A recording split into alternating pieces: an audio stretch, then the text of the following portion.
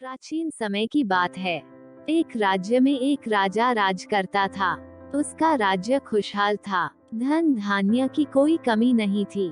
राजा और प्रजा खुशी खुशी अपना जीवन यापन कर रहे थे। एक वर्ष उस राज्य में भयंकर अकाल पड़ा। पानी की कमी से फसलें सूख गई। ऐसी स्थिति में किसान राजा को लगान नहीं दे पाए। लगान प्राप्त न होने के कारण राजस्व में कमी आ गई और राजकोष खाली होने लगा। ये देख राजा चिंता में पड़ गया। हर समय वह सोचता रहता कि राज्य का खर्च कैसे चलेगा। अकाल का समय निकल गया। स्थिति सामान्य हो गई, किंतु राजा के मन में चिंता घर कर गई। हर समय उसके दिमाग में यही रहता कि राज्य में पुनः अकाल पड़ गया तो क्या होगा। इसके अतिरिक्त भी अन्य चिंताएं उसे घेरने लगी। पड़ोसी राज्य का भय, मंत्रियों का षड्यंत्र जैसी कई चिंताओं ने उसकी भूख प्यास और रातों की नींद छीन ली।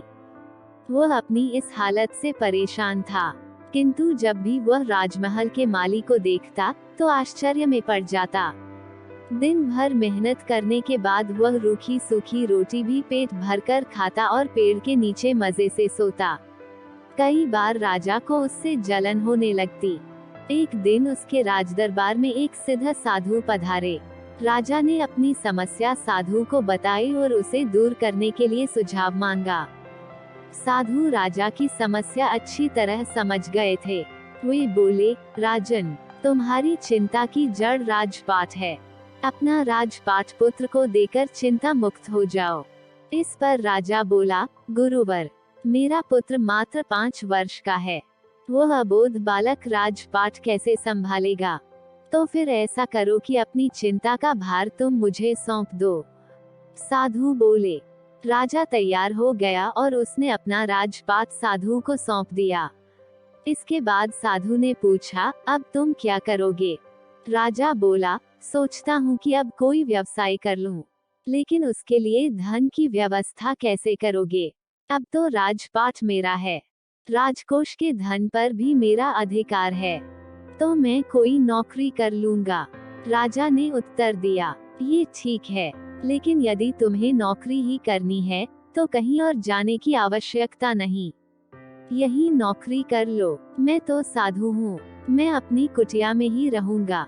राजमहल में ही रहकर मेरी ओर से तुम ये राजपाट संभालना। राजा ने साधु की बात मान ली और साधु की नौकरी करते हुए राजपाट संभालने लगा। साधु अपनी कुटिया में चले गए। कुछ दिन बाद साधु पुनः राजमहल आए और राजा से भेंटकर पूछा, कहो राजन, अब तुम्हें भूख लगती है या नहीं और तुम्हारी नींद का क्या हाल है? गुरुवर, अब तो मैं खूब खाता हूँ और गहरी नींद सोता हूँ। पहले भी मैं राजपाट का कार्य करता था, अब भी करता हूँ। फिर ये परिवर्तन कैसे? ये मेरी समझ के बाहर है। राजा ने अपनी स्थिति बताते हुए प्रश्न भी पूछ लिया।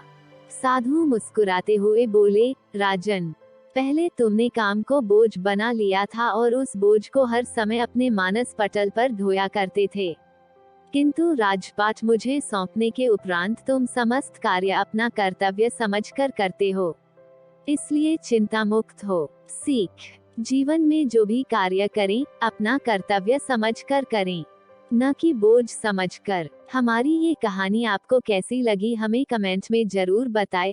अगर आप मेरे चैनल पर नए हैं तो हमें सब्सक्राइब करें। धन्यवाद।